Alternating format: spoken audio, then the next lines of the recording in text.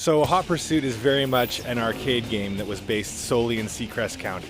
So Need for Speed The Run is a totally different concept. It's a coast-to-coast race from San Francisco to New York. So we're not doing any fictional places. You're actually racing across the United States. So you're racing across mountains, canyons, deserts, valleys, tight city streets.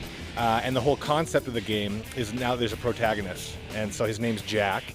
And at the beginning of the game, Jack finds himself in a whole heap of trouble with all the wrong people. The only way he can get out of that trouble is to win this illicit race across the country. And that's the whole premise. So you're playing as Jack.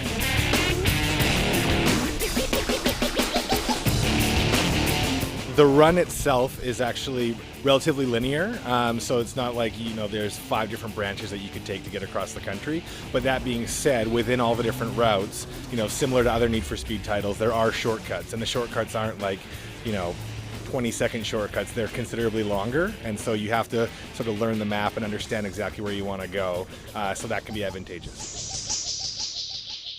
As of right now, we're focusing on the race from San Francisco to New York. The beauty of the run this time around is that Autolog is going to track your entire career.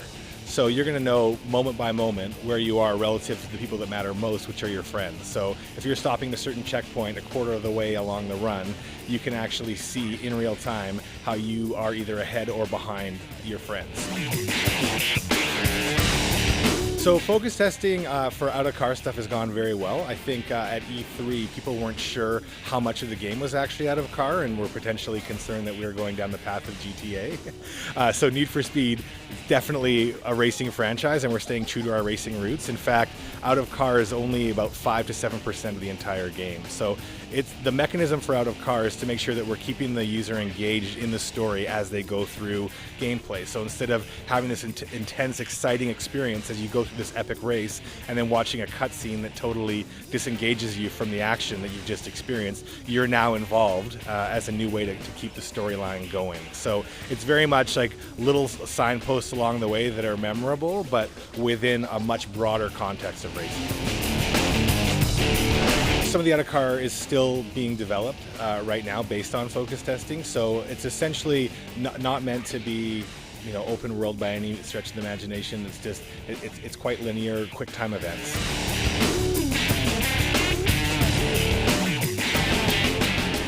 So one of the other features in the run is that we're using the Frostbite 2 engine, which is famed coming out of DICE. It's actually an award-winning engine that Battlefield's using. So some of the advantages that offers for us are amazing particle effects for destruction of environments, as you can see that in the Battlefield trailers, that awesome graphics. As well, it allows us to stream textures in real time, which saves a lot of memory, which allows a strong frame rate for us, as well as cool visual fidelity. But then from a development perspective, it also allows rapid development, so that our developers can iterate quickly on ideas and see what works well, and if it's not there's not this huge laborious pipeline they have to go through to make sure they get the right implementation of a feature.